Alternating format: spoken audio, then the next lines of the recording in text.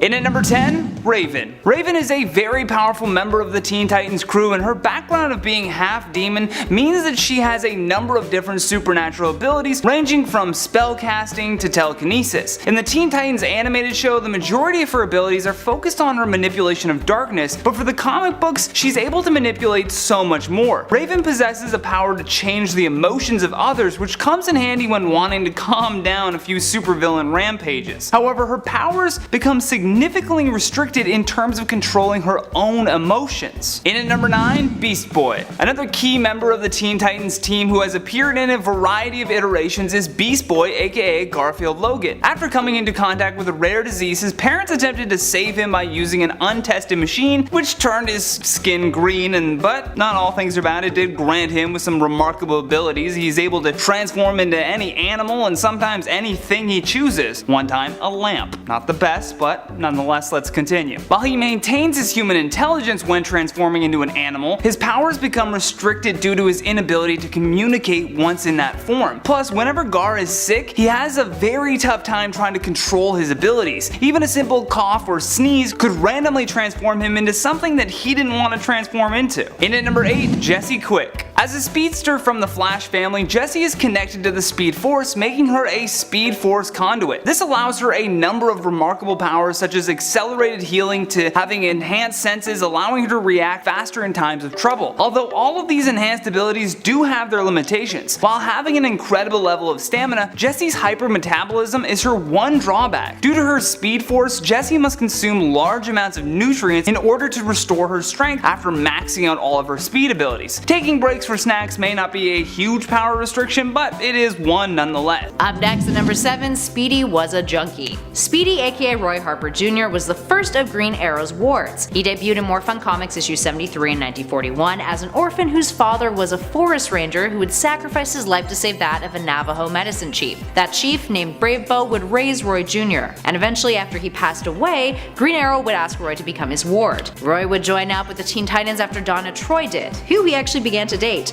But after the group disbanded for the first time, him and Donna broke up. Now around the same time, Green Arrow would lose his fortune and was neglectful of Speedy. So while his mentor was away on a cross-country adventure, Speedy would become addicted to heroin, which eventually led to the award-winning story Snowbirds Don't Fly, appearing in the Green Lantern Green Arrow crossover series. The two titular heroes were investigating junkies when, lo and behold, they discover that Speedy is a junkie. Green Arrow loses his and even beats Roy up over it. Speedy then quits being his ward, and then another junkie dies, there's a funeral, and then Speedy recovers on his own, returning to Oliver at that funeral at the end of the story to be like, hey man, I got over my addiction. Can I be your ward again?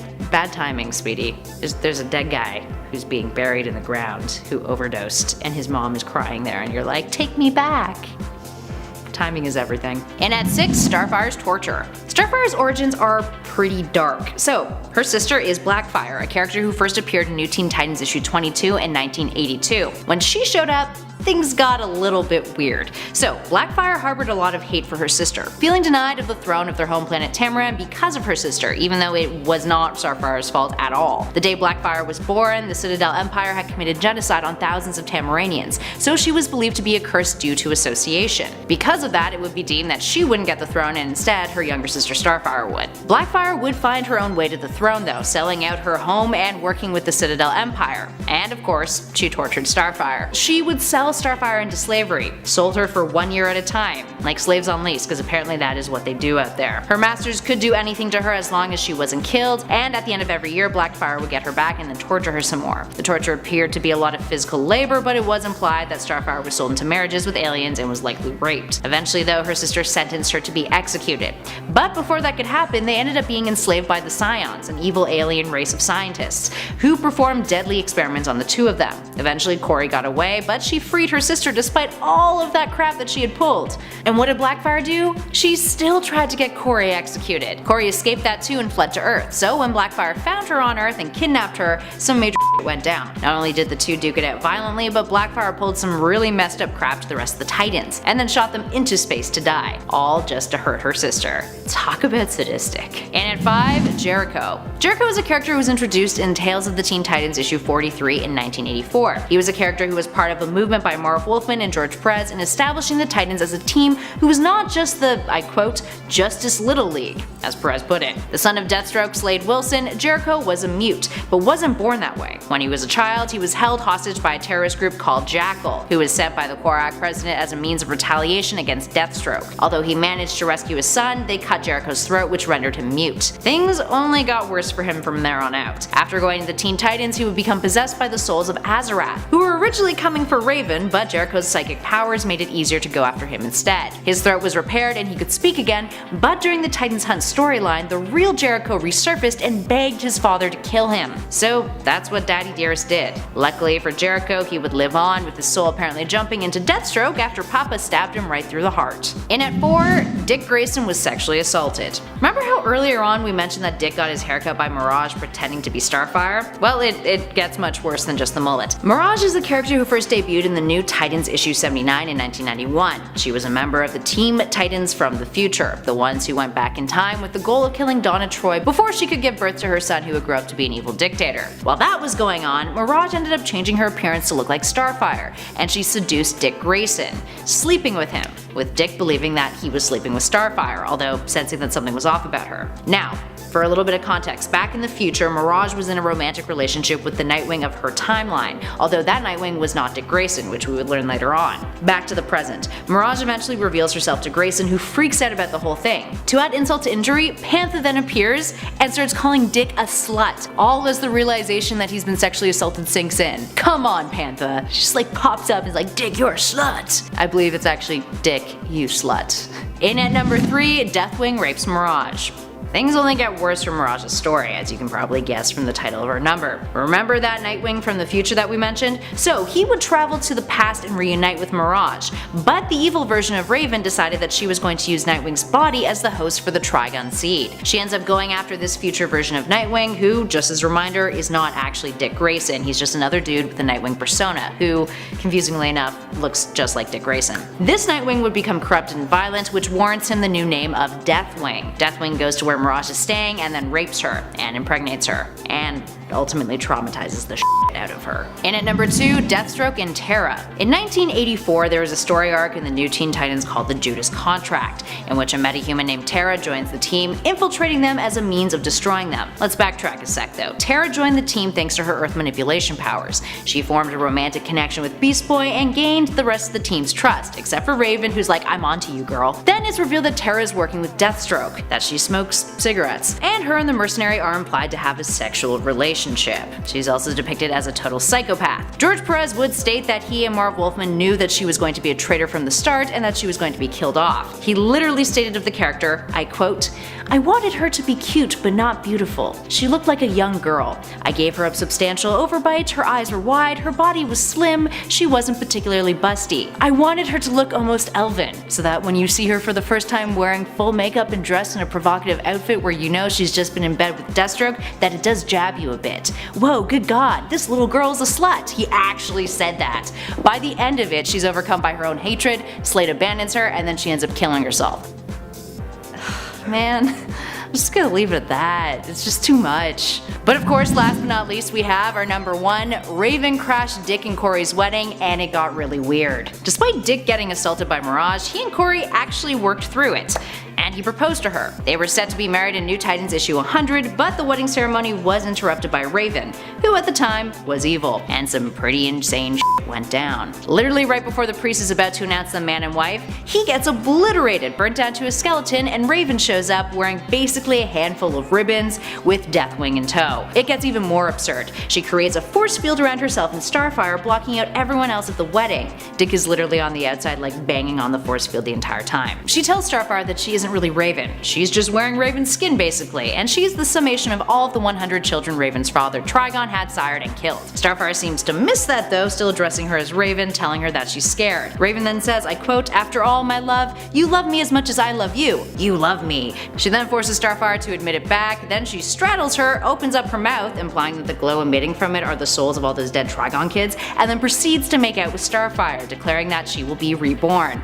The whole thing is really intense and really terrifying. Number 10. The Teen Tyrants. We're gonna start off with a variant of the team from another Earth. They're inspired by the Crime Syndicate, who are the evil version of the Justice League. So their team consists of Red Robin, Tempest, Arsenal, Red Raven, and Blackfire. What makes this slightly perplexing, especially to someone just jumping in, is except for one of these are all names that have been used either by the hero in question or someone in their universe. For example, Red Robin is often the alias of Tim Drake, but this Red Robin is an alternate evil Dick Grayson. Tempest is the name eventually taken on by Aqualad, just like Arsenal is for Roy Harper. And Blackfire in the main verse is Starfire's sister. They were clearer with their naming in the Crime Syndicate, where it was Ultraman, Superwoman, Owlman, etc. However, admittedly, a lot of the potential confusion is cleared up by the visuals, and the fact that the Titan team in question here is the one from the animated series, and not from the comics, so that helps. Number 9. Jesse Quick. Now for those of you who are watching the CW Flash show, you'll know of the existence of Jesse Quick, but what about her history with the Titans? Jesse Chambers first debuted in the Justice Society of America Volume 2 Number 1 back in 1992. She's the daughter of two Golden Age heroes, Johnny Quick and Liberty Bell. Through some waffling about where to put her, she ended up on the 90s run of the Teen Titans, which was simply entitled Titans. At this point, she was a member of the team but also managed her father's company, Quick Start. Part of why she was recruited to the Titans was that they felt their personal squabbles had taken the team down before, and they wanted buffers. A question people often have about Jessie and her speed is how fast is she in relation to Wally, cause it would vary. Also, she was involved with her mom's boyfriend and that led to his death, it was a whole thing. She accessed her speed powers using what she called a mantra. She could visualize the speed formula, so she had to do this in order to access the speed force, which she was linked to. Because of her mom, she also has super strength, so a good power combo. Number 8. Osiris. There have been 3 Osirises, and for our purposes we need the third, Amon Tomaz. He was briefly a member between Infinite Crisis and 1 year later. Big DC reset events, cause nothing shakes up the roster of a team like a giant event. So he is the brother of the hero Isis, who during this period would marry Black Adam, who was on a heroic bend briefly, kinda sorta. Osiris joined the Titans cause he wanted friends. You know, save the world, go out for burgers, it's like a club really, but sometimes members die, and he was one of them. He was granted his powers by Black Adam, and so to become Osiris, he must say his name, which must have a double effect on people. They must panic and think Black Adam is about to show up to defend his brother-in-law. One question people have about his powers is whether or not he has access to all of Adam's powers when he is not there, or is it just still a small portion of them, which is the usual Shazam fare, but coming from Egyptian gods, so Shu, Heru, Amon, Zehutu, Aten, and Mahen. If I mispronounced any of those, I'm sorry, but I'm sure some of you will yell at me anyway. In at number 7, Dick Grayson. One of the more important and prominent members of the Teen Titans is Dick Grayson. Not only is he one of the most respected figures in the superhero community with his ties to Batman, but Grayson has also proven on more than one occasion that he's perfectly capable of standing on his own. Due to Grayson not being blessed with supernatural powers, many of his greatest strengths come by way of human-related skills that he's just been able to master. Things such as acrobatics learned from his time with the Flying Graysons and hand-to-hand combat mastered through his partnership with Batman are all human abilities that can be taught and enhanced through practice. This means that for a majority of his powers,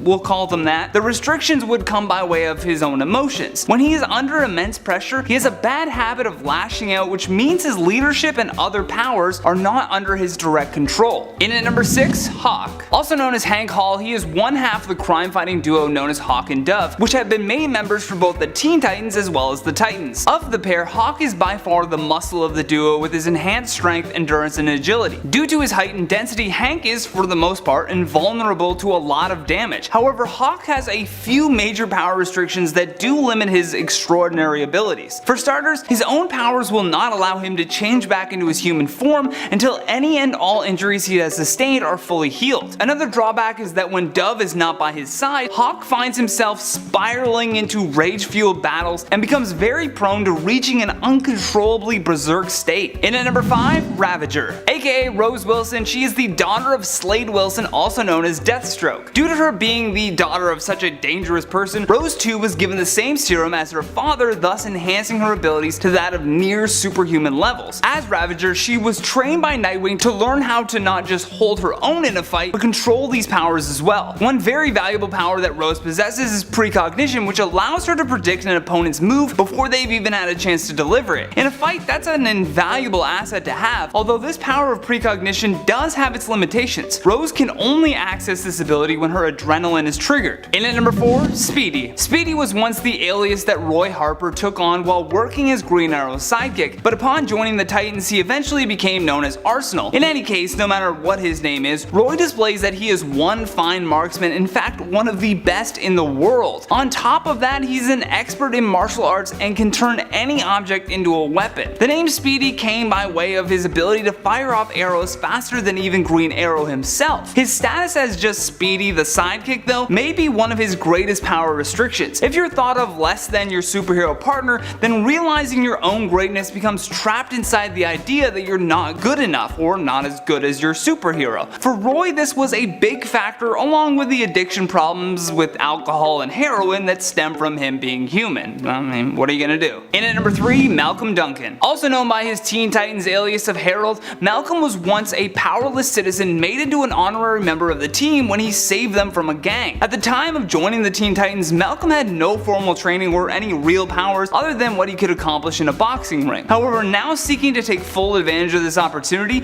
Malcolm utilized the enhanced exoskeleton of Guardian to improve his strength, speed, and overall durability. Getting to his weaknesses, although it has since been retconned, one of the main power restrictions for him was a curse from the Angel of Death, who granted Mal with a mystical horn that would kill him if he ever lost a fight. Seeing as though this weakness has been removed from his now alias of Vox, it's safe to say that again more power restrictions from Malcolm would come from his kind of human side. Malcolm suffers from post-traumatic stress disorder, which means that anything triggering the events that led to this mental health disorder could be considered a restriction to his powers. In at number 2, Dove. Although there have been 2 people that have donned the Dove outfit, for this point because we're focusing on Teen Titans, we'll be talking about Don Hall, the brother of Hank Hall that we mentioned earlier. As we said earlier, Hawk and Dove have this sort of symbiotic relationship, where together they are much stronger. This is also what creates the restrictions for their own powers though. Dove is there to calm Hawk down so that he can focus during battle, but that doesn't necessarily mean that Dove is equipped for battle himself. Sure, he can soar through the air, sense impending danger, and is well equipped for hand-to-hand combat, but it doesn't go further than that. Without Hawk by his side, Dove is like a sitting duck. Last but not least in our number 1 spot, Jericho. Deathstroke was a busy man creating another Teen Titan with power restrictions for our list. Joseph Wilson is the youngest son of Slade Wilson, which is where he gained the metahuman gene that led to his powers. For those of you who don't know, Jericho was rendered mute when his father failed to save him from an assassination. Jericho then went on to be saved by his mother, where she trained him in combat and stealth tactics. His metahuman abilities though allow for Jericho to possess people, which, as you can imagine, would be a great power for battle. Although, this is where the restrictions follow. If the person he is wishing to take over is awake, he must make direct eye contact to take them over, and even so, he still remains a mute.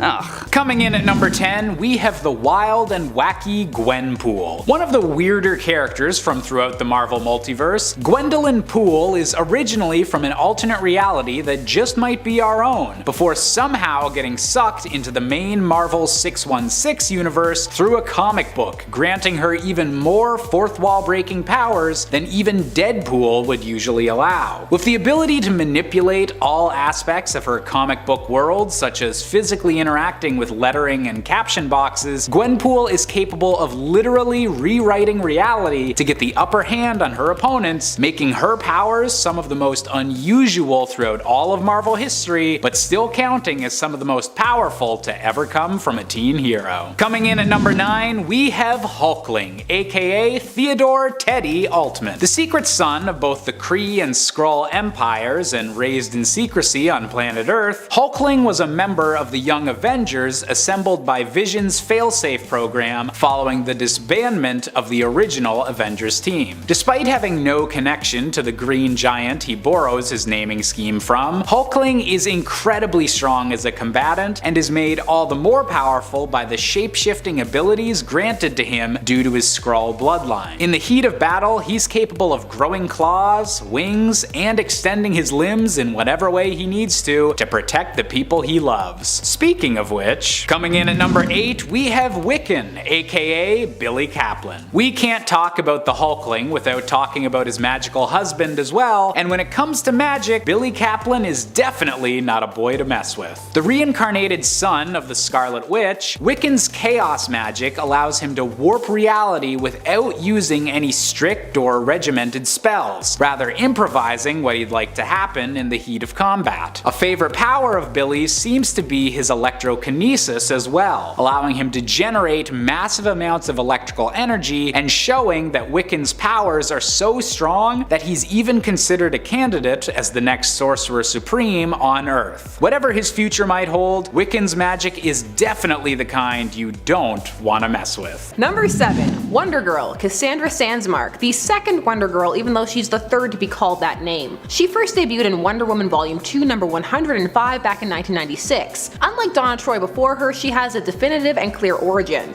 She was Wonder Woman's sidekick and would go on to be a Teen Titan, have a thing with Superboy, at the time Con-El or Connor Kent, and then end up with Robin, Tim Drake, his best friend when they thought he was dead. So she gets her powers from mystic artifacts, such as the Gauntlet of Artemis, the Sandals of Hermes, which give her strength and flight. Also, fun fact, Zeus blessed Cassandra's mother to be able to take away her powers temporarily with a touch. Zeus believes in a good time out. This isn't random, she's Zeus's daughter. He's still taking up with the Earth ladies all these millennia later. Cassandra also has a lasso, but it's not a lasso of truth. She can also have her powers impacted by other members of the Greek pantheon, like Ares, who once took her powers because he felt she was being too frivolous. You have to be into Wonder Woman to get all the nuances of Cassandra, and since Rebirth she really hasn't been as prominent. She is now on the Titans of Tomorrow, because there were multiple Titans books running simultaneously. So now she's not in the present timeline, but it's fine. I mean, Connor only kinda sorta exists right now anyway. There's so much confusion with who is who and where they are. Number 6. Wally West 2. So Wally West 1, I guess, is the second Flash in the mainverse timeline, but the third if you include all continuity. He took over the mantle of the Flash after Barry Allen died in Crisis on Infinite Earths in 1985. So then Wally went from being Kid Flash to Adult Flash. He was the Flash all the way up until the New 52, which was used as an opportunity to retcon him out of existence, because DC head Dan Didio doesn't like him. And yet, there was still a Wally West. Meet Wallace West. He debuted in the Flash Annual number 3 back in 2014. He is introduced at first as the biracial, even though they rarely draw him that way at first, son of Iris's brother. Wally would end up joining the New 52 version of the Titans as Kid Flash, but fans never really took to him as they were salty and bitter about how Wally 1 was retconned. So they brought Wally 1 back in Rebirth.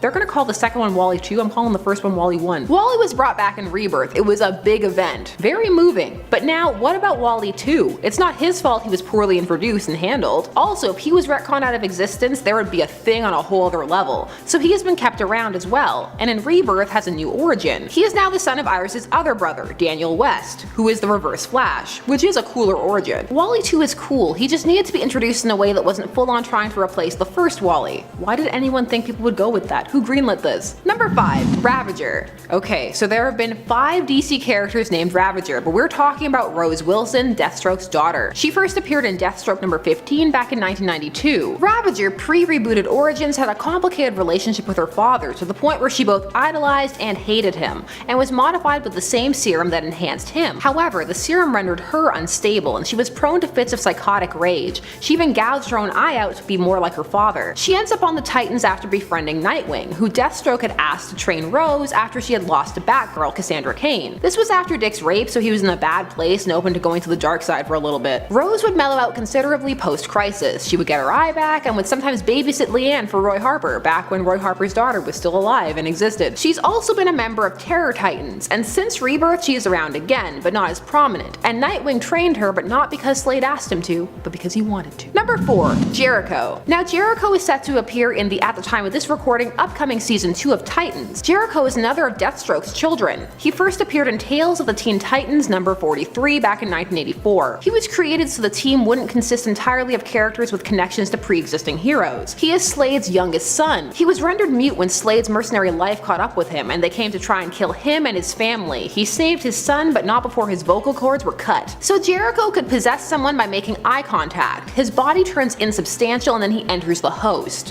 He can then tap into all that person's abilities. However, the victim can still speak. He can't take over that part unless they're asleep. Jericho was a pacifist and genuinely good person until he got corrupted. Now Jericho isn't hard to understand, but he was largely forgotten for a time, which was a shame. His storylines were really good. Yay for him being acknowledged again. Number 3. Power Boy. Once again a hero that has shared their name with multiple others. We're talking about the third Power Boy. And yes, there is a Power Boy, and yes, he has a boob window. The third Power Boy debuted in Teen Titans Volume 3 number 38 back in 2006. 1996, and was on the team during the 1-year gap in Infinite Crisis. He had vague Supermanish powers. So Power Boy was supposed to be a male parody of female superhero cliches, down to his costume that had the boob window and had a lot of chest hair in it. I don't know, for me it never fully crystallized. I mean, a lot of heroes have ridiculous costumes, and as a fan of the boob window, that never really connected with me. He dated Supergirl for a bit and then got creepy and possessive, and she had to assault him to get him to leave her alone. Again, parody? If so, it's just poorly executed. Can somebody else have this costume? I'm kinda into it. Number 2. Kid Devil, aka Red Devil. Meet Eddie Bloomberg. He first appeared in Fury of Firestorm number 24 back in 1984. Since Infinite Crisis, he was trying to join the Teen Titans and would eventually get in after failing for psychological problems. So Kid Devil, he used to get his powers from his devil costume, and some of the things were fun, like bursting bubbles, night vision, etc. But then Infinite Crisis happened and he was retconned. Now he had a demonic appearance and abilities to match, these given to him by the demon lord Neuron. He can breathe fire, has super strength and stamina, can heal almost any wound,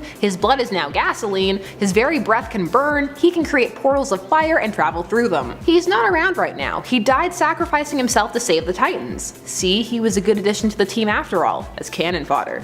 Too soon? Kid Devil is a bit of a blink and you'll miss him character for a lot of people. He's not the Blue Devil, that's a different character. And number 1. Donna Troy. She made her first appearance in The Brave and the Bold number 60 in 1965, but the character of Wonder Girl had been around since 1961. This character had been created as a direct result of Frederick Wortham's novel Seduction of the Innocent, which posited all kinds of at the time salacious things about these heroes, and the Comics Code Authority wanted to combat this, especially because they were saying that children shouldn't read comics at all, and that was their market. Aside from Batman and Robin being coded as a homosexual couple, Wortham was afraid that Wonder Woman was a lesbian. He was really concerned about this, because she was a strong independent woman who didn't need no man. So the solution to this was to give Wonder Woman a family, including a Wonder Girl, because lesbians don't have families, I guess. And Wonder Girl was her little sister, but it was really just a younger version of herself who she partnered up with. However, this led to confusion, as when the Teen Titans started, she was mistaken for a regular character and not another version of Wonder Woman. They thought she was a sidekick. So she became an independent character by accident, and because of this her origin would forever be a convoluted mess, because at the start she didn't have one. There was even an entire plot years later surrounding this called Who is Donna Troy? On her origin, Marv Wolfman had this to say: I wrote the original Donna Troy origin story back in the first Titans run. She had never had one and was in fact not a real character. She was a computer simulation of Wonder Woman as a girl. That story also named her Donna Troy and set up everything that followed. Unfortunately, after Crisis on Infinite Earths and the Wonder Woman revamp, we had to go back and redo it again, as a brand new Wonder Woman being born on Earth could not have rescued the girl from the burning building. I wish we had been able to keep it, as I think it's gone insane now. I just wanted a simple origin story. I came up with the original, and then George Perez and I simply elaborated on what had been done, giving her real knowledge of who she was. I would love to say that everything after Who is Donna Troy should be forgotten, but that's not the way continuity works, sadly. I feel like that belongs in a t-shirt. That's not the way continuity works, just a sad crying face. She also had multiple power sets and different origins for said power sets. First, she was given powers by the Amazon's Purple Ray. Post-Crisis, she had powers that were identical to Diana's, but they were later enhanced, and she could command darkness and cold. In Rebirth, when Dick became Rick, Donna took over leading the Titans. That's the Cliff Notes version. Donna could have a whole video all her own. At one point, she was a magical duplicate made up of the memories of her from Wally West. That's Wally West 1. Starting off our list with one of the OG members of the Teen Titans, in at 10, why Donna Troy was created. When the Teen Titans first debuted in the comics, it was in The Brave and the Bold issue 54 in 1964. The team was comprised of DC's sidekick characters, Robin, Kid Flash, Wally West, and Aqualad. But by the time issue 60 rolled around, they had adopted Teen Titans as their group name, and Donna Troy had joined the group as Wonder Girl. But unlike her teammates, Donna's reason for existing in the comics wasn't just to connect to younger demographics to improve comic book sales. She was the byproduct of the comics industry undergoing some drastic changes thanks to psychiatrist Frederick Wortham and his book Seduction of the Innocent, which attempted to correlate comic books with bad behavior in kids. He claimed a lot of outlandish things, including that Wonder Woman was a lesbian because she was depicted as a strong, independent woman. Right.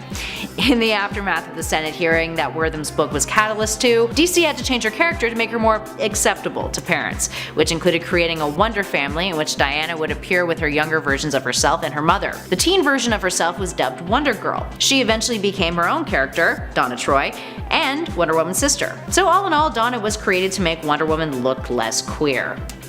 Fun. And at number 9, Donna Troy was recreated. So, Donna Troy has had a bit of a confusing history, as you can probably gauge from our last number. Now, after a whole story arc where she got married, had a kid who was prophesized to grow up into an evil dictator, who she then gave up her powers for in order to keep him and herself alive, she would eventually get her powers back, returning to the Titans under the name Troya. That happened after that husband turned into an ex-husband and her kid had died in a car crash. FYI. Bleak shit. Superheroes can't have love. By the time Wonder Woman issue 136 rolled around, Donna was wiped from reality's memory, and the newly reincarnated Diana would use her lasso to bind Donna and Wally West together, using Wally's memories of Donna to fill her soul and recreate her, rather than, going to another part of the multiverse and using one of those Donnas to do the same thing. So naturally, this move would have greater implications later on Donna's psyche, with the character constantly questioning if this version of herself was really true to who she was, or was merely just Wally's interpretation of her. Basically, she lived in a perma-existential crisis for a while because of this. Come on, Wonder Woman, you should know better. And at number 8, Dick's bad hair. Moving from trauma to bad hairstyles. Dick Grayson is often considered to be one, if not the hottest character in comics, but dude has been victimized by some really bad hairstyles over the years. In 1992, he had a mullet. This occurred in New Titans issue 88 when Mirage, who was disguised as Starfire at the time, convinced Dick that he needed a new look, stating, I quote, "It's the 1990s out there, sweetheart, and it's time you finally joined up." That mullet eventually grew out and became a ponytail. But luckily for readers everywhere, that ponytail would get snipped off by a member of the False Face Society, which was a group working for Black Mask. This occurred during a fight in 1996's Nightwing issue 1, so clearly making a point of snipping it off was something that Chuck Dixon and Scott McDaniel really wanted to see happen on the run. For the record, Starfire's hair was real intense too for a while and gave her a couple of extra feet in height. And Beast Boy also had a mullet in the 90s too, around the same time, so just mullets galore. So many mullets. Number 7. Raven and Kid Flash. Raven needed help from the Teen Titans, but when she went looking for it, the team was not together at the time. So she enlisted the help of Kid Flash, whom she had a relationship with, and they were both able to convince the Teen Titans to get back together. Sounds like the perfect couple. Sounds like they're working it out awesome. I mean, being able to put together a team of supers, like that's hashtag couple goals right there. Only the thing was, they weren't really in love. Yeah. See, later it was revealed that Kid Flash's feelings were all part of the spell that Raven used on him. She manipulated his feelings, so of course, after that point, it's safe to say the trust between the two was a little bit jaded, a little bit weak. Number 6. Nightwing and Mirage. Miriam Delgado, aka Mirage, comes from the future. And in that future, she's together with Nightwing, who ends up not actually being Nightwing. So Mirage, Redwing, and others joined their forces and became the Teen Titans. And the only way to defeat Lord Chaos was to travel back in time and take out his mother. The classic time heist go-to scenario. So they went back 10 years, but they ended up in a different timeline. Also, that's how time works. Never works. Classic time thing, hey, you wanted this? Nope, now you're in the 50s. So they still went ahead with their plan anyways, and then Mirage thought it would be a smart idea to impersonate Starfire and try and get with the leader of the new Titans, Nightwing. See, that plan didn't work after all, but they ended up joining forces to take out Lord Chaos anyways. So Starfire, during this time, of course, lost a lot of trust from Mirage. So she hooked up with who she thought was her future man, and Dick didn't even notice during this crazy night that it wasn't her. It's just, this is definitely one for the books. Number 5, Nightwing and Raven. Nightwing and Starfire worked together for a while. They were members of the team, they got along, and they're probably one of the better couples. If we did a list about top 10 better couples, they would for sure be in that list. So they were about to get married. They were so close. They were literally right there at the altar when all of a sudden Raven showed up to destroy the wedding, even taking out the priest before he made it official. So Starfire and Dick ended up calling it after some time because Starfire felt like Dick wasn't really in it for the long run. And then Dick was kind of like, you're not wrong. So Raven and Dick were never a couple in the comics. This is an important note. So for her to come out all of a sudden and be attracted to Nightwing was just the writers trying to make Dick seem like a bigger catch at this point. Raven was just getting used to having emotions at this time, being fair, but when it came to keeping it cool around Dick, or rather Nightwing, but when it came down to keeping it cool, acting chill around Nightwing, she just couldn't get a grip, but everything else in her life she could control. She just had to ruin the wedding, eh? I mean, no dancing to shout, no white wine. Number 4, Kid Flash and Solstice. When Bart was captured and forced to serve a life of labor on a distant and lonely planet, Solstice, who at the time was in love with him, just head over heels, took out an agent of the functionary just so she could serve the same punishment and be with him. I remember one time in high school, I said I was part of this group that was slacking off. I got in trouble just so I could go to detention with them, or else I'd eat alone, you know? Ride or die, let's do it. So I get it, but I mean, these stakes were just, a tad higher. So Bart, Kieran, and Superboy decide to remain in the 30th century, and Bart and Solstice were trapped on the planet Takaron Galtos, forced to kill and survive. All the while, love just flows in the air between them. Number 3.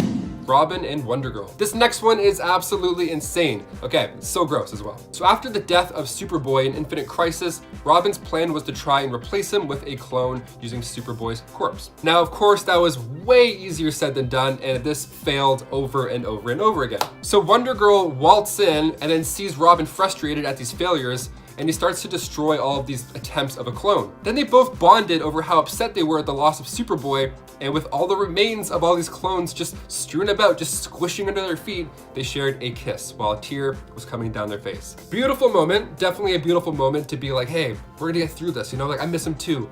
But like, you're standing on his spleen. You're standing on like 7 of his spleens, all these clones. I'd be like, hey, can we mop first? Like this is gross. I'm hearing squishy squishes while I'm trying to hug you. Can we please get a janitor? I mean, bonding over a death, sure, that's normal, but bonding over the death of somebody that's spilt around you, no way, we can't overlook that. Number 2, Beast Boy and Terra. She pops up in the 2nd season episode titled Terra, of course, when she's running away from a giant scorpion, which sounds like all my nightmares, sounds terrifying. Massive scorpions, no thank you. So the Titans, of course, come to the rescue, but help is not something she needed, really. Yeah, she was actually leading the scorpion into a trap where she would then use her powers to cause this stone bridge to collapse and take out this giant arachnid. And then when she introduces herself to the team, Beast Boy gets shy. He turns into a shy boy. He turns himself into a little turtle, which is something I try and do often. I'm like, oh, we got company. Back into my shell. This neck goes all the way into this hoodies when I'm nervous, when I'm a shy boy. And she loves it. She thinks he's hilarious. She thinks he's the cutest guy ever.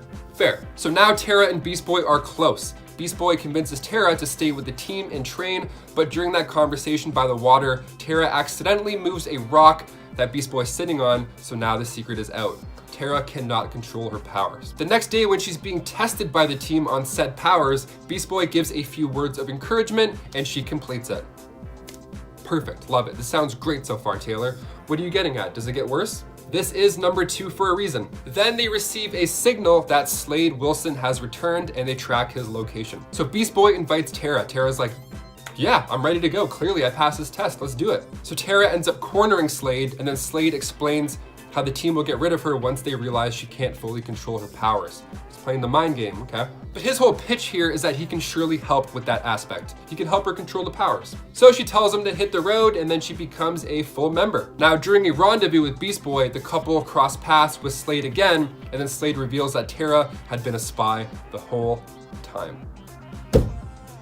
And to make matters even worse, somehow, in the Judas Contract storyline in the comics, one of the main reasons behind this betrayal was that she, at 15, and Deathstroke were in love. Let's go a little bit higher. Maybe like a lot higher, Deathstroke. I don't know. I mean, age is just a number. Sometimes that number is 15, and sometimes these storylines are pretty. And finally, number 1, Donna Troy and Terry Long. Of course, for number 1, we have to end on the worst couple of all time. So Donna married Terry Long, who was a college professor at the time, and he was in his 30s and was previously divorced. And Donna, again, age is just a number. She was 19 years old and in his class. Yeah, she was his student. He was the teacher. So, oof. So Terry was working a few jobs just to make ends meet, but he wasn't a great boyfriend while they were dating by any means. He hit on her friends numerous times and he used her to get some clout. They were married with a kid until a car crash was just written into the story, taking out Terry and his son, who would go on to become Lord Chaos. So yeah, get rid of a lot of that stuff. Let's just get rid of a lot of that stuff. Fans were not happy with this element of the story, and it's totally justified. And also, bonus points for him hitting on Starfire, and then Starfire also had a crush on him back.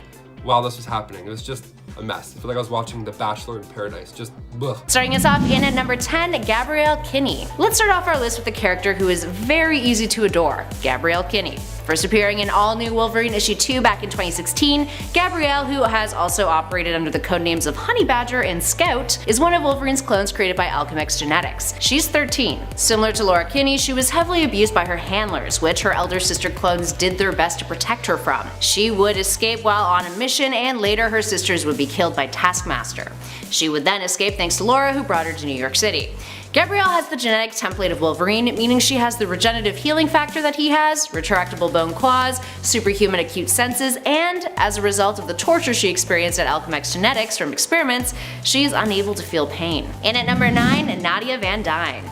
Most of you Marvel fans out there will recognize that famous last name. Nadia Van Dyne was first introduced in 2016 during the events of Civil War II in a free comic book day comic. She is the 616 version of the MCU Hope Van Dyne, who would get her own solo series called The Unstoppable Wasp, which was unfortunately cancelled after 8 issues. So who exactly is she? Well, she is the daughter of Hank Pym and his first wife Maria, who had been abducted and killed by foreign agents. Nadia had been taken to the Red Room and was raised there, but managed to get her mitts on a Pym particle and escaped. Eventually she used parts of her father's costume after discovering that he was pretty much dead. Hank has had a rough decade, people. And created a wasp suit. She even befriends Janet Van Dyne. She eventually gets her US citizenship after joining the Avengers and takes on Janet's last name as her legal surname. She also started a program called GIRL, which stands for Genius in Action Research Labs, all meant to support and seek out women with genius intellects. And on top of all that, she has bipolar disorder. So in other words, Marvel is doing a lot with the character, and we sincerely hope that we get to see a whole lot more of her in the future. Moving on to number 8, Ramone Watts. Ramone Watts first hit the scene in Hawkeye Volume 5, Issue 1 from 2017 when her path crossed with Kate Bishop's. Ramone lives in the Venice neighborhood of LA with her brother Johnny, where the two run a surf shop. But it turns out she's got more on her plate than chill customers looking to catch waves. She has superpowers. Specifically, her skin is fused with vibranium, which gives her a living suit of armor.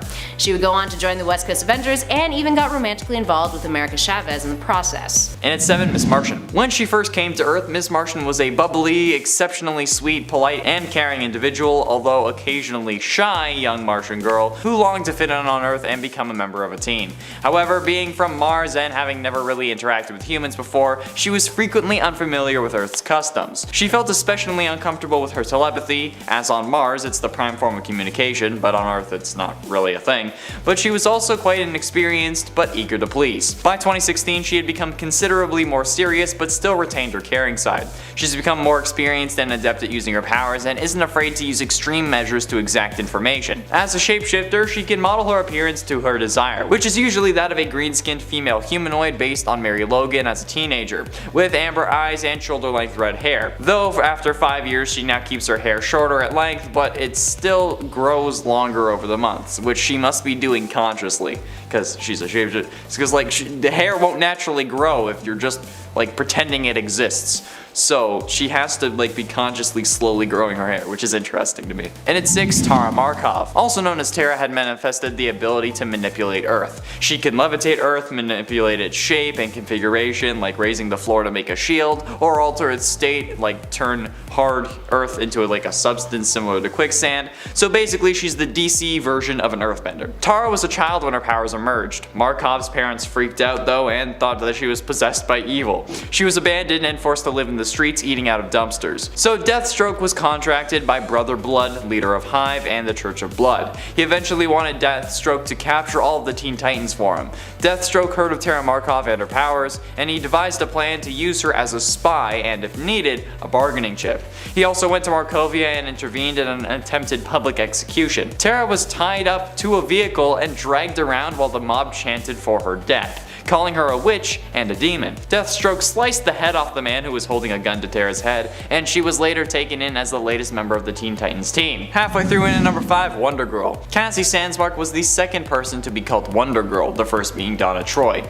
Cassie was the daughter of Dr. Helena Sandsmark and the Greek god Zeus. She spent most of her time at her mother's place of work, the Gateway City Museum of Antiquities, where she had a penchant for getting into trouble. She quickly befriended her mother's new employee, though, Wonder Woman, and was eager eager to help her. During a fight with a Doomsday clone and another battle with Decay, she created a costume and used magical acquirements, the Sandals of Hermes and the Gauntlet of Atlas to be exact, to help Wonder Woman, much to her mother's horror. Cassie later had the opportunity to ask Zeus for a boon and requested real superpowers. Zeus granted her request but gave Dr. Sandsmark the ability to deactivate them. Dr. Sandsmark, however, reluctantly accepted her daughter's wish to be a superhero and rarely, if ever, used this ability, and Artemis was assigned to be her teacher. Zeus giving her mom the ability to turn off those powers, though, is actually probably the most sensible thing someone has ever done in the DC universe, straight up. Like, good on you, Zeus, bro. This is like the most sensible version of Zeus I think I've seen, at least in this instance. And in 4, Damian Wayne. Sometime after Batman became a public hero, he fought Ra's al Ghul and the League of Assassins. During his adventure, he met Raz's daughter, Talia al Ghul. The two young adults fell for each other and, after a brief fling, they conceived a child. Bruce was unaware of the child's conception though and returned to crime fighting for years. Talia, on the other hand, taking advantage of the hero's impressive genes, believed their child to be the perfect heir, and the child was born and given the name Damian. Talia then used the League's extensive scientific resources to inorganically speed up the child's aging, giving him the physiology of a 10-year-old in less than 5 years, which was also used as a plot device to make sense as to why he would be meeting his father. Eventually though, when Talia deemed that Damian was ready, she allowed him to go to Gotham and meet his father, the Batman. Batman was surprised to learn that he had a secret son with a supervillain, but sought to learn more about the boy anyway. Despite his intense training to become a remorseless assassin, Damian was sympathetic to his father's vigilanteism in Gotham and volunteered to become his next sidekick. Batman agreed and granted Damian the mantle of Robin, his 4th ward to use the name, which should already kind of indicate the path of this thing kind of takes there, Damian, so maybe not serve yourself up as a human sacrifice for character building purposes next time. Getting close to the end, at number 3, Kid Flash. Bartholomew Bart Allen is a speedster from the year 2056 and the grandson of Barry Allen. When he came to the past, he joined the team under the name Impulse, and after Wally West's death, he took on the mantle of Kid Flash. He later joined the Outsiders. But given the dire situation that his time is in, Bart is serious and slightly jaded, who was greatly appreciative of his extended family in the past. Whether accidental or intentional, Bart constantly spoils information for people about the future, such as revealing Robin and Nightwing's identities to Beast Boy, and that Iris West Allen was carrying twins. This was also adapted into the CW show The Flash, where Bart and Nora are actually Barry's kids instead of grandkids, and they take on the name of the Tornado Twins over Dawn and Dawn, since they don't exist. I guess Flash writers thought that was a little too much. Penultimately, in at number 2, Raven. Raven, also known as Rachel Roth, is a superhero with magical abilities and a prominent member of the Teen Titans. Raven is a tele-empathetic, and she can teleport, send out her soul self, which can fight, like physically, manifest as a force field, manipulate objects and others as like with telekinesis, and it can also act as Raven's eyes and ears away from her body. Raven was born the half-breed daughter of a human mother named Angela Roth and the demon overlord Emperor Trigon. Eventually, she learned that Trigon was planning to come to her dimension and vowed to stop him. She initially approached the Justice League, which they refused on the advice of Zatanna, who sensed her demonic parentage. In desperation, she reformed the Titans as the new Teen Titans to fight against her father. The team was eventually able to defeat Trigon and seal him in an interdimensional prison. However, Raven still had to fight her father's influence because he wasn't actually completely destroyed, so she was still part demon. Yeah. And finally, in at number 1, Superboy. Superboy, aka Con-El or Connor Kent, yeah, you know why I mentioned that, was a genomorph, a binary clone of Superman and Lex Luthor, and a founding member of the Young Justice team. On February 25th, 2019, Superboy had revealed himself to the world and left the team in order to become a member of the Outsiders. After he became engaged to Miss Martian, the couple traveled to Mars to prepare for their upcoming wedding, but he historically sacrificed himself to protect the Martians from a gene bomb. Before this though, Aqualad, Robin, and Kid Flash discovered the Genomorph Project and Superboy, whom they liberated. The 4 youths stood up to their mentors and declared that they were ready to prove themselves as heroes. While Batman considered their argument, Kid Flash and Superboy stayed with him. Together they faced the Terror Twins at the Central City Mall, and they formed a covert ops team where they were given their own headquarters in Mount Justice. And they were introduced to Miss Martian, which would ultimately lead to Superboy's death, so sorry bro. Kicking off the list at number 10. Beast Boy and Raven. Okay, they say opposites attract, so when you put together an immature shape-shifting prankster with a half-demon sorceress, things are bound to get a little weird at some point. Fans weren't really sure why the two had it out for each other, being so different and all. See, everybody didn't really expect them to last. Even during their time together, readers found it just not that thrilling. The chemistry was just, dare I say, bland, or not as big as some other relationships. Like in the early 2000s cartoon, she's annoyed by Beast Boy. She doesn't like how he's immature and how he does pranks and how he doesn't use his indoor voice ever, and she found his comedy to be annoying. And then in season 4 of Teen Titans Go, episode 12, it shows Beast Boy writing a song to tell Raven how he feels about her. And then in episode 13, Beast Boy tours with the song, but it annoys Raven. So he's playing his heart out, and she's like, I don't know, not really. And before we continue on with this list, guys, if you haven't already, please go ahead down below and give us a thumbs up, because it really does help the channel out a lot and it makes us feel good in our tummies. So please go ahead and do that if you haven't already. Thank you so much, and back to the list. Number 9. Jinx and Kid Flash. The Teen Titans show from the early 2000s, we saw Cyborg and Jinx flirting a lot while they were fighting.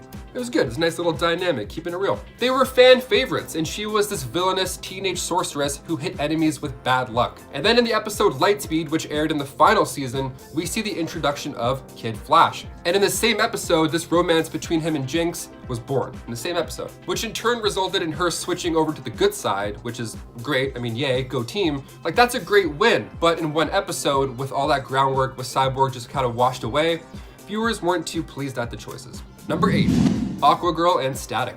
Guess you can say there wasn't a lot of friction with this one. Static. Okay, yeah, you're right. Guys, love is all about timing. Maybe you bump into somebody at a coffee shop, maybe you hit it off then, and then Bob's your uncle. Or maybe you meet somebody when you're captured by the Terra Titans and you're forced to fight as gladiators in the Dark Side Club.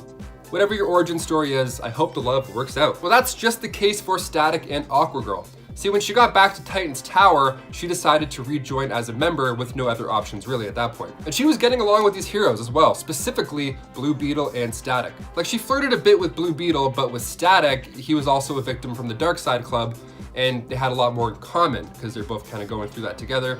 You go through shit together, you get close. That's how it goes. He was also a victim from the Dark Side Club, and she convinced him to stay with the Teen Titans afterwards. So they had some history there, be it good or bad. So she convinced him to stay with the Teen Titans, although he had a family that was worried sick about him, and they were missing for like months, right? And the issue that fans recognized with this whole fling is that Aquagirl was a flirt with the entire team, and it just didn't make sense for them both to share any affection with each other at this point. Coming in at number 7, we have the mutant known as Magma. Born under the name of Amara Aquila, Magma was a mutant from the secret country known as New Rome, and fittingly enough, soon became a member of the X-Men team known as the New Mutants. With the ability to manipulate molten rock and even cause earthquakes in a localized area, Magma is a master of the Earth's crust, and becomes invulnerable to heat and fire damage when she starts to glow and use her lava-controlling powers. On top of manipulating the Earth's crust, Magma is also capable of generating flames and controlling them with pyrokinesis, making Magma a fiery warrior who has also been trained heavily in the use of a sword. Jeez, is there any way this girl couldn't kill you? Coming in at number 6, we have the famous Kamala Khan, aka Ms. Marvel. Originally just a massive Avengers fangirl growing up with her parents in Jersey City, Kamala Khan's life was changed forever when the Terrigen mists spread across the globe and activated her hidden inhuman powers. Kamala was amazed to discover she was actually a polymorph and was capable of completely altering the size of her body. Inspired by her lifelong hero, Carol Danvers, aka the current Captain Marvel, Kamala Khan became the next generation's Ms. Marvel, using her powers as a member of the Young Avengers and becoming the type of hero she'd always dreamed of being. And with the limits of her polymorphing only seeming to become more powerful with age, who knows just how great of a hero Ms. Marvel can wind up becoming. Coming in at number 5, we have Jennifer Takeda, aka Hazmat. Thinking she was just an ordinary girl with an ordinary life, everything changed for Jennifer when her boyfriend suddenly fell into a coma and it was revealed that he had contracted radiation poisoning. Jennifer soon discovered that the radiation was coming from her and was only going to keep getting stronger as she grew older. Thus, Jennifer became the hero Hazmat at the newly unveiled Avengers Academy, building herself a suit that contained her radioactive nature while allowing allowing her to shoot energy blasts from anywhere on her body. With the ability to take out a supervillain just by ripping a hole in her own suit, Hazmat's powers are far beyond that of a typical superhero, which means she has to be extra careful to avoid being a danger to her own teammates. Coming in at number 4, we have Laura Kinney, aka X-23. Created by the Weapon X project when they were attempting to remake the success of Wolverine with a genetic sample that had a damaged Y chromosome, Laura is otherwise a perfect clone of Wolverine in every single way. While her early years were traumatic and occasionally brought her into conflict with Wolverine and the other X-Men, in recent years she's actually taken up the name of Wolverine herself, living up to the title that's inspired mutants for generations and helping carve out a new place for mutant kind in a new world. With her incredible healing abilities, the ability to generate bone claws on command, and the determination and stubbornness that seems to come with the Wolverine job, Laura Kinney is one of the most powerful combat-focused mutants around. Coming in at number 3, we have Miles Morales, the teenage Spider-Man. Having inherited essentially all of the same powers as Peter Parker after being bitten by a radioactive spider, Miles Morales has had lots of opportunities to show off his enhanced speed and strength and all the cool ways he can do whatever a spider can. But in an extra twist, Miles also receives some spider powers that are solely his own, such as being able to camouflage himself with his surroundings, and his iconic Venom blasts, in which he uses his body's natural bioelectricity to completely stun an opponent. No matter what power he's using, Miles has proven he's more than worthy of picking up the mantle of Spider-Man. Coming in at number 2, we have Hope Summers. The first mutant born since the Scarlet Witch's iconic M-Day moment, Hope was actually raised by her adoptive father Cable in the far future of the Marvel Universe, and only returned to her own timeline once her powers had begun to manifest fully. With the use of the Phoenix Force, Hope was eventually able to restore powers to much of mutant kind and undo the effects of M-Day. But even without the aid of the Phoenix, Hope's powers were incredibly unique, capable of both mimicking and altering the powers of other nearby mutants without any of the deadly side effects seen by other mimics such as Rogue. Hope's mutant powers are so useful in conjunction with other mutants that she's become one of the 5 most important mutants on all of the island of Krakoa, and is a key part of the process that now allows for mutant immortality. And finally, coming in at our top spot, we have Doreen Green, aka the unbeatable Squirrel Girl. Now, on paper, Doreen's power set doesn't seem that impressive, giving her increased strength, speed, and agility, and gifting her with a bushy squirrel tail. However, it's the utilization of these powers that Squirrel Girl is apparently so gifted at, as this superhero has yet to be beaten by any villain in Marvel Comics. From MODOK to Thanos himself, all of these supervillains have been defeated by the unbeatable Squirrel Girl at one time or another, and while by this point it's just become a running joke that Squirrel Girl can defeat any villain off panel, it's still an incredibly cool power set that makes Squirrel Girl the most powerful teenage superhero in the Marvel Universe. And at 10, Cassandra Cain. Cassandra Cain is the 4th Batgirl. Born with the assassin David Cain and Lady Shiva as her parents, she was trained to become the perfect warrior. Her father deprived her of speech so that she would learn movement and physicality as her first language. Batman adopted her into the Batman family during No Man's Land to replace Helena Bertinelli as Batgirl. Cassandra would eventually turn her Batgirl costume over to Stephanie Brown and become a member of Batman Incorporated as Black Bat. Trained by her father to be the ultimate weapon, Cassandra was not taught to speak. Instead, her father relied mostly on actions to communicate with her. He also cut her off from the outside world, only exposing her to anything or anyone other than him when absolutely necessary. As a result, the parts of her brain normally used for speech and language processing were trained so that she could read other people's movements and body language to recognize their thoughts without verbal communication, and predict with uncanny accuracy their next move in a fight. This also caused her brain to develop learning functions different from most, so it's like a form of dyslexia that hampers her ability to talk, read, and write. And at 9, Beast Boy. Beast Boy's parents, Mark and Mary Logan, were geneticists that would travel the jungles of the world to study their wildlife. Beast Boy was brought up in the jungles of Brazil, Africa, India, and several other places. The Logans became particularly interested in a rare species of green monkey, which honestly I understand. But the day they finally found them, something terrible happened. Beast Boy was bitten by one of these monkeys and contracted a serious illness called cicudia. To save him, his parents attempted to cure him with a new serum, which bestowed him with his iconic shape-changing abilities, and as a side effect, his skin, hair, and eyes all turned green. Beast Boy was originally the youngest member of Doom Patrol, however revealed in Homecoming, Mento's harsh discipline and less than encouraging attitude finally alienated him from his surrogate family, and he stuck out on his own.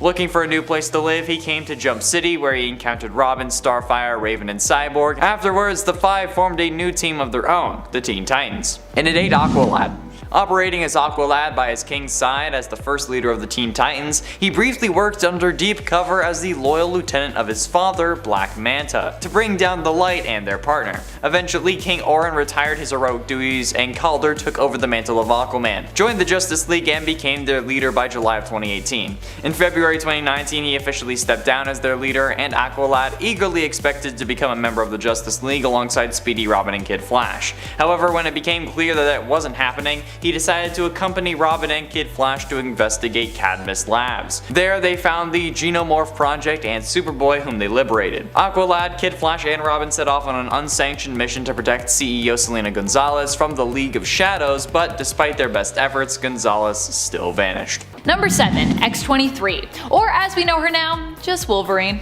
As Logan says, you just call yourself Wolverine, there can be two of us. Laura Kinney was created and raised to be a fighting machine. It was all her mother could do to sneak in some normalcy to her daughter's routine. Also, the story of how her creator was forced into bearing her and literally become her mother in that way is pretty messed up. But then again, Laura's whole story is pretty messed up, so there's that. Even as a little kid, she was trained to become an unstoppable killer, and even when she found her way to freedom and the X-Men, as well as Wolverine, her genetic father, who she was a female clone of, she wasn't even safe from a world of killing. She was such a good killer that Cyclops couldn't resist recruiting her to the X-Force, the mutant team that was sent in for less savory and more secretive Black Ops missions. Number 6, Elixir. Josh Foley's powers first manifested when he was just a teenager, like most mutants. Right away, they were pretty powerful, allowing him to heal people who had life-threatening injuries on the verge of death. He was originally a part of the anti-mutant group known as the Reavers, who kicked him out after learning that he was a mutant, severely beating him when he wouldn't accept their rejection. He just wanted to hate mutants still, but no, you can't, because you are one. Sorry. His parents also disowned him, and with nowhere to go, he was forced to join the Xavier Institute, despite not initially being interested in joining his fellow mutants. Elixir's powers were shown to be so powerful, even from a young age, that he could even heal powers that had been lost, giving Rain, who he had a crush on at the time, her powers back after she lost them when he kissed her. And to people who were like, but healers, are they that great? Because what if they get hurt? He can even heal himself, so yeah, Elixir's pretty cool. Number 5, Kitty Pryde. It's really hard when we are talking about Kitty because I personally just think her mutant powers as they stand are so overpowered. Just in my opinion. We also have to consider that Kitty Pryde kinda got fast-tracked during her time on the X-Men team. When Kitty joined the X-Men, she was basically a teenager and she was already pretty powerful. In fact, she could walk on air back in the original X-Men days. And Kitty also didn't have any trials on other like young X-Men teams. She was kind of just like put on the X-Men right out of the gate. So that is pretty crazy. Straight out of the gate, she was working with the pros. Of course, over time, she has had some of her weaknesses tweaked and even removed, but in exchange for some of her other secondary abilities kind of being lost. Teenage Kitty also went on tons of adventures that were just always seemingly adding and building on her skill set list. And even now as an adult, Kitty, or Kate as she currently prefers to be called, is still one of the most powerful and often, in my opinion, underrated mutants that we have on the X-Men roster today. Number 4, Magic. Magic is insanely powerful, even as a teenager, simply because she spent so long training with the powerful magic user turned demon who kidnapped her years ago, Belasco. Belasco wanted to harness Illyana's powers for himself, seeing her great potential. She eventually became so powerful that she defeated Belasco in his own dimension of Limbo. When she returned to her own dimension, escaping, she was no longer a little girl, though barely any time had passed on Earth while she was gone. It had only been seconds for her fellow mutants since she left, but for Magic it had been years, and she returned as a super powerful teenager with a strong connection to Limbo. While in Limbo, actually, Magic is basically a god, as being in limbo puts her closer to her power source and effectively makes her almost undefeatable while there. Number 3. Jean Grey. Even when we see any teen versions of Jean, they are known for usually being very powerful. While we might now know Jean as an adult woman who is immensely powerful when she needs to be, or when the plot requires her to go into Phoenix mode and kind of act as a deus ex machina, we also have met younger versions of her thanks to various time traveling shenanigans. Even as a teenager and a child, Jean is often portrayed as being exceedingly powerful. In fact, when she originally met Xavier, her telepathic powers were so great that he was forced to put up mental blocks to protect her from them until she was better equipped to handle such an elevated level of power. And after a few adventures with the X-Men, she did get those blocks removed. She was ready. She was ready for the power. Number 2. Hope Summers. Even as a baby, Hope was super powerful.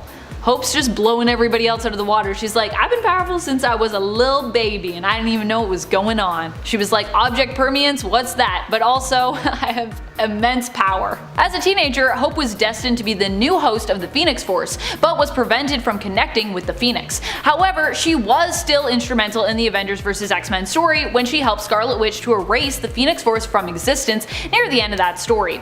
Even though that doesn't really make much sense now, given that apparently Scarlet Witch isn't a mutant and Hope's powers are to kind of amplify or adopt the powers of other mutants in her area, so that doesn't really make sense now, but anyways. Like Rogue, she can take on other mutants' power sets and even take on multiple at a time. The difference being she doesn't need physical contact to do so, and it does not drain the powers of life energy or life energy of the mutants whom she is emulating. As a baby, she was powerful enough to heal Rogue with one touch, who at the time was dying and comatose. You also basically know you're powerful when you're a mutant when you get your powers earlier than your teen years. That just means you're like the most powerful. Number 1. Teenage Mutant Ninja Turtles. I mean, I can't have a list with a name like Teenage and Mutant in the title and not mention the TMNT. Even though I know everyone's probably like, but Amanda, Teenage Mutant Ninja Turtles are not more powerful than Hope Summers. What are you talking about? But this is my list and I want them to be number 1. So that's how it goes. The Teenage Mutant Ninja Turtles are definitely some of the most powerful pizza-loving Teenage Mutant Turtles out there. They might not be as powerful in terms of taking other people's powers or becoming a host of the Phoenix Force, but I also bet if they were able to become the host of Marvel's Phoenix Force, were they in the same reality, they would potentially even give Jean and Hope a run for their money. The other thing that makes the Teenage Mutant Ninja Turtles so powerful is that there isn't just one of them, there's a whole team of them. And working together, there is almost no force of evil that they cannot stop. Number 10. Kid Cable. He might not be as powerful as the old man or as wise, or for that matter as powerful as some of the other youngsters on this list, but Kid Cable has a ton of potential. And to be fair, he is pretty powerful when it comes to outwitting people and working his way out of some pretty sticky situations. He also has the Summer family waiting in the wings to back him up when he needs. While their power is obviously not his own, having both his mom, Marvel Girl, and dad, Cyclops, as frequent allies, as well as his sister Rachel, is something that should be noted, because there are many times these days in the Dawn of X line where we see this family supporting one another and teaming up. Cable has his powerful telepathic and telekinetic powers, as well as his love of big guns and big swords to help him qualify as one of the most powerful and sometimes resourceful teen mutants around. Number 9. Jubilee. Jubilee is one of those mutants who also has the potential to be even more powerful the older she gets. As a teenager, her powers were more unpredictable, but she still had that potential to create mass destruction using them. A lot of people think of Jubilee's powers as just being a fun display of fireworks, but she can actually create explosions on a subatomic level, meaning that she has the potential to go nuclear under the right conditions or with the correct amount of training. Her emotional connection with Wolverine gave Jubilee enough power to decimate part of Mandarin's castle when Logan was in danger. While Jubilee might not have seemed like the most powerful teen mutant, she definitely was capable of more than most give her credit for. So now she's pretty much all grown up though, with her son, who's currently a dragon, Shogo, to look after. But she was a teen once, and when she was a teen, she was pretty powerful. She was pretty cool. I like Jubilee, she's one of my favorites. Before we move on to our next point, just a reminder to give that like button a little click. Just give it a little click. It really helps us out on the channel and lets us know that you are loving these mutant lists. And who doesn't love mutant lists? I love mutant lists personally. Let me do more of them, please. Click the like. Number 8. Prodigy. Prodigy is one of the smartest mutants around, and even when he was depowered, he was still pretty powerful. David Alain was always known for his intelligence, but when his mutant powers activated, he became even more brilliant. His powers allow him to telepathically absorb the knowledge and skill set of those around him. Initially, he worked towards not using his powers and keeping them a secret, trying to resist them because he felt that any knowledge gained this way while he was a student was sort of cheating, which, to be fair, I guess it kinda is. Eventually, he ended up joining the New Mutants and enrolling at the Xavier Institute. Even when he lost his powers, he was still considered to be one of the brightest now depowered mutants around, as he still had the knowledge and skills that he had already absorbed and learned telepathically. He still held on to that, but now he's back to being a mutant because Krakoa. Moving on to number 7, Fuse. Fuse, aka Johnny Watts, debuted in 2017 in Hawkeye Volume 5 Issue 2. He is Ramone's brother, who lives with her in Venice in LA. He ended up getting entangled with Hawkeye Kate Bishop, both professionally as a crime fighter and also romantically, eventually revealing to her that he had superpowers. He's capable of something called omnimorph duplication, which is the ability to transform your body into any substance you touch. So Johnny is able to gain attributes like super strength and super durability based on the physical properties of the substances that he touches. Eventually he would join up with the West Coast Avengers when Kate sought to reform the group and took up the codename of Fuse. Up next, number 6, Moon Girl. Moon Girl is really awesome. Created in 2015, Moon Girl is Lunella Lafayette, a 9-year-old African American girl who is often described as the smartest character in the entire Marvel universe. She goes on adventures with Devil Dinosaur, her Crimson T-Rex pal, who she shares a mental link with thanks to being an Inhuman. She is a super genius, an inventor, and she's teamed up with the likes of Gwenpool, the Power Pack, and even became a member of Daisy Johnson's Secret Warriors during the Secret Empire arc. She's also expected to be getting her own animated series on Disney+, which at the time of this recording does not have an official release date yet, but we're still pretty stoked for it. Moving on to number 5, Gwenpool. Gwendolyn Gwenpool is not at all who you'd initially assume she was. While yes, she is a character from an alternate reality, the character has nothing to do with Gwen Stacy or with Deadpool, although her physical design originates from an amalgam of those two characters that appeared on a variant cover of Deadpool's Secret Wars issue 2. That was all thanks to the popularity of Spider-Gwen at the time. Now aside from that, there's no association. Gwenpool is actually a character who claims to be from our world. Yeah, reality. She's an interdimensional traveler who has vast knowledge of the Marvel Universe, is self-aware, and is a brilliant tactician. When she arrived to the 616, she didn't want to be an extra in the world of superheroes. So what did she do? She got herself a costume made, and because of her last name being Pool, with an E on the end, the tailor thought it was a play on Deadpool, and he made it to look Deadpool inspired. Since, she's done a lot, and was even a member of the West Coast Avengers alongside Fuse and Ramone Watts. Up next, number 4, Naomi McDuffy. Naomi is the most recent character on our list to debut, and the only one on our list from DC. Sorry, we know it's pretty Marvel heavy, but they do young superheroes so well. Anywho, Naomi debuted in her own self-titled series in 2019, in which she is a seemingly normal girl who lives in a small town in Oregon. Turns out she is not that normal. After Superman and Mongol are caught up in a conflict nearby her town, she finds herself tossed into a quest to unearth the truth about her own origins and her adoption, which is tied to the last time a superpowered individual was in her town. Turns out she is from an alternate Earth. She has godlike powers, and had been sent to Earth to be kept safe from a destructive conqueror called Zumbadu, who had colonized Earth in her home timeline. Moving on to number 3, we have the Young X-Men. While the Young X-Men are not technically new superheroes, they are new alternate versions of the original roster of the X-Men team members that we hadn't seen before. Let's backtrack for a second. So in 2013, things were pretty darn intense for the X-Men. Cyclops, who was considered a terrorist by many, had just murdered Charles Xavier. Jean Grey was dead, yet again. And Hank McCoy, aka Beast, was like, oh man, I need to do something to fix this storm we're in. So what did the big blue fella do? He built a machine that pulled the original 5 X-Men members from the past into the future in a very reckless plan to use these youngsters to remind the current iterations of those heroes who they truly were, and why they had become superheroes to begin with. Except it didn't completely turn out all that great. The younger versions of Cyclops, Jean, Angel, Iceman, and Beast were a little freaked out by how messed up some of their future selves were. They didn't want to have the same fate as their future selves did. So they ended up sticking around for about 6 years in the main continuity of the 616 before they returned to their own timeline. Oh, and Bobby Drake Iceman realized he was gay, which was a big takeaway from all of this that made headlines. Still though, imagine being young Jean Grey and finding out that you're gonna die multiple times and that your boyfriend Scott turns out to be really problematic and also a terrorist and kills your mentor. I mean, at least young Hank just had to deal with learning that he'd turn out to be blue, so he got off easy. It's like, I might look like a scary monster, but girl, you die like 5 times. Moving on to number 2, we have Spider-Gwen. Spider-Gwen may not be one of the newest characters on this list, but her impact on pop culture was so quick and immediate that to not have her in one of the top spots would be pretty criminal.